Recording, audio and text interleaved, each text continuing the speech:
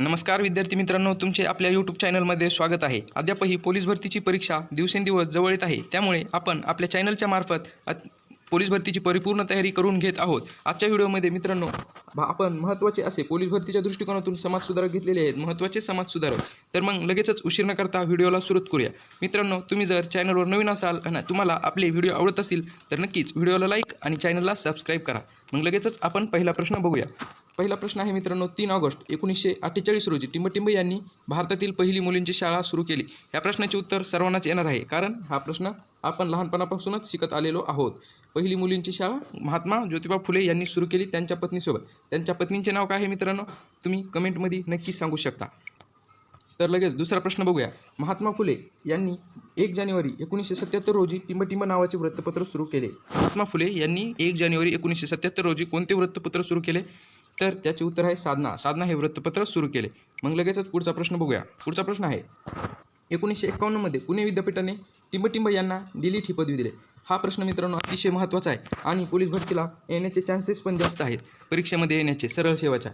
तर या प्रश्नाचे अचूक उत्तर आहे मित्रांनो महर्षी धोंडो केशव कर्वे। अतिशय महत्त्वाचे असे समाजसुधारक आहेत महर्षी धोंडो केशव कर्वे। लगेच आपण पुढचा प्रश्न बघूया।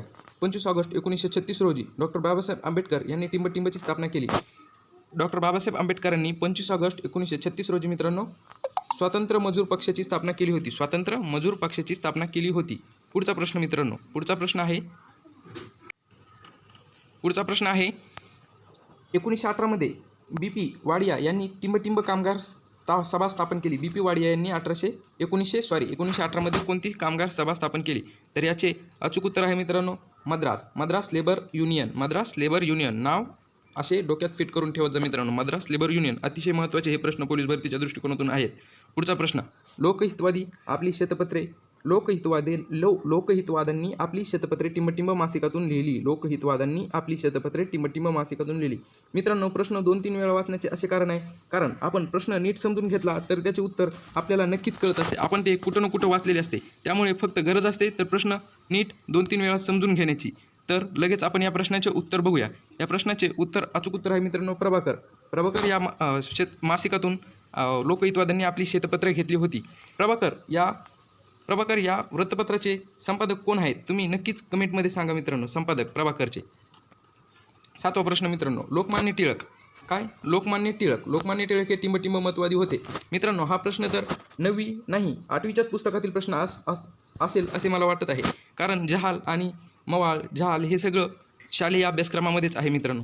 तर या प्रश्नाचे अचूक उत्तर आहे जहाल। लोकमान्य टिळक हे जहाल मतवादी होते। लालबाल पाल हे वगैरे सर्व मित्रांनो 8वीच्या अभ्यासक्रमामधीलच आहे। पुढचा प्रश्न, टिंबटिंब यांनी मराठी भाषेचे पाणिनी असे म्हणून ओळखतात। टिंबटिंब यांना मराठी भाषेचे पाणिनी म्हणून ओळखले जाते। हा पण महत्त्वाचा प्रश्न आहे मित्रांनो, नोट करून ठेवला तरी चालेल। टिंबटिंब यांना मराठी भाषेचे पाणिनी म्हणून ओळखतात। कुणाला ओळखतात तर मित्रांनो दादोबा पांडुरंग तरखडकर। नाव अतिशय डोक्यात फिट करून ठेवा जा, दादोबा पांडुरंग तरखडकर। यावर कसाही उलटा सुलटा प्रश्न येऊ शकतो, असा पण प्रश्न येऊ शकतो मित्रांनो। दादोबा पांडुरंग तरखडकर यांना मराठी भाषेचे काय टिंबटिंब म्हणून ओळखले जाते? तर त्याचं उत्तर होईल पाणिनी। पुढचा प्रश्न बघूया मित्रांनो। पुढचा प्रश्न आहे, गोपाळ हरी देशमुख या महाराष्ट्रातील समाजसुधारकाला टिंबटिंब या टोपण नावाने ओळखले जाते। गोपाळ हरी देशमुख या महाराष्ट्रातील समाजसुधारकाला लोकहितवादी पर्याय क्रमांक लोकहितवादी या टोपण नावाने ओळखले जाते। गोपाळ हरी देशमुख या समाजसुधारकाला महत्त्वाचे समाजसुधारक आहेत मित्रांनो हे पण, यांनी पण बरीचशी प्रगती केलेली आहे आपल्यासाठी। तर पुढचा प्रश्न, कुका आंदोलन पंजाबमध्ये टिंबटिंब यांनी सुरू केले। पंजाबमधील कुका आंदोलन खूप प्रसिद्ध आहे, तुम्हाला त्याविषयी माहिती असेलच। तर बघूया, कुका आंदोलन पंजाबमध्ये कोणी सुरू केले? तर याचे उत्तर आहे रामसिंह कुका। पर्याय क्रमांक रामसिंग कुका। तर पुढचा प्रश्न बघूया मित्रांनो, शांती घोष आणि सुनीता चौधरी हे प्रकरण तुम्हाला माहितीच असेल, भारत स्वतंत्र होण्याच्या अगोदरचं। शांती घोष आणि सुनीता चौधरी या शाळकरी मुलींनी टिंबटिंब यांना ठार मारले। अतिशय धाडसी मुली होत्या ह्या मित्रांनो, कारण त्यांनी अतिशय कमी अल्पवयात कुणाचा तरी ब्रिटिश एका अधिकाऱ्याचा, ते पण जिल्हा अधिकाऱ्याचा ठार केले होते गोळी घालून त्याच्या बंगल्यात जाऊन मित्रांनो। त्रिपुराचा जिल्हा अधिकारी, त्रिपुराचा कलेक्टर कोण? इथं मित्रांनो मिस्टेक झालेली आहे, स्टीव्हेन, त्याचं नाव आहे स्टीव्हेन। त्रिपुराचा जिल्हाधिकारी स्टीव्हेन याला त्याच्या बंगल्यात जाऊन गोळी घालून ठार केले होते मित्रांनो। ब्रिटिश जिल्हाधिकारी होता त्रिपुराचा। तर पुढचा प्रश्न बघूया मित्रांनो. याचे अचूक उत्तर काय होईल मित्रांनो? तर इथे थोडीशी मिस्टेक झालेली तुम्हाला मी लिहून पण दाखवलं. त्याचं बरोबर उत्तर होतं स्टीव्हन. ते नाव पण लक्षात ठेवा मित्रांनो. काय?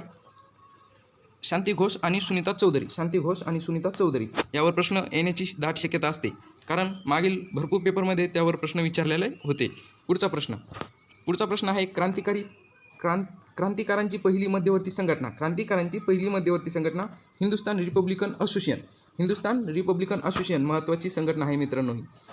महत्त्वाची संघटना हिंदुस्तान रिपब्लिकन असोसिएशनची स्थापना टिंबटिंब यांनी केली. तर याचे अचूक उत्तर आहे भगतसिंग.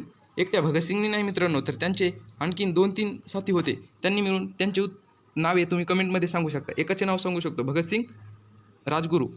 आणखीन तुम्ही 2 कमेंटमध्ये सांगा, नक्कीच सांगा. पुढचा, विनायक दामोदर सावरकरांनी नाशिक येथे अभिनव भारत ही संघटना टिंबटिंब साली स्थापन केली. हा पण मित्रांनो महत्त्वाचा प्रश्न आहे. आणि या आधीचा पण काय? हिंदुस्तान रिपब्लिकन असोसिएशन यावर प्रश्न पडण्याची शक्यता असते.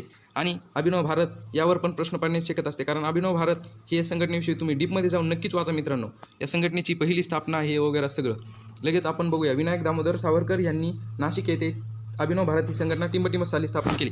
याचे अचूक उत्तर आहे मित्रांनो काय? सप्टेंबर 1904. ही संघटना मित्रांनो कधी?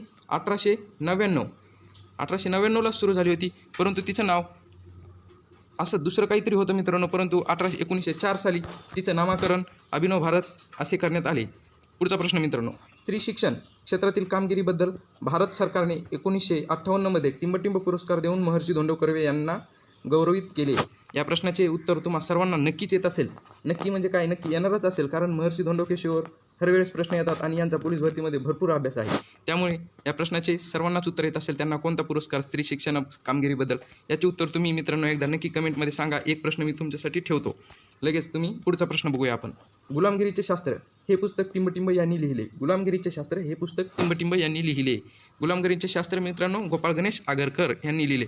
एकट्यानेच नव्हे, तर यांनी आणखीन 3 जण होते मित्रांनो. त्यांच्या सपोर्टनी मिळून हे पुस्तक त्यांनी पूर्ण केले होते. त्यांचे नावे मित्रांनो गोपाळ गणेश आगरकर 1 आणि डॉक्टर बाबासाहेब आंबेडकर 2, 3 स्वातंत्र्यवीर सावरकर मित्रांनो दामोदर सावरकर आणि 4थे मित्रांनो तुम्ही कमेंटमध्ये सांगू शकता. चल मग लगेचच पुढचा प्रश्न बघूया. पुढचा प्रश्न मित्रांनो 16.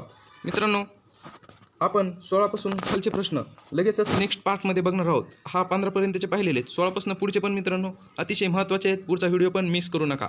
लगेच मग आपण भेटूया पुढील व्हिडिओमध्ये. त्याआधी मित्रांनो तुम्हाला आपली व्हिडिओ आवडत असतील तर नक्कीच चॅनल सबस्क्राईब करा आणि शेजारच्या बेल आयकनला दाबायला विसरू नका. आणि व्हिडिओ जर आवडत असतील तर व्हिडिओला लाईक पण करा. तर मग भेटूया पुढील व्हिडिओमध्ये. पाहिल्याबद्दल धन्यवाद.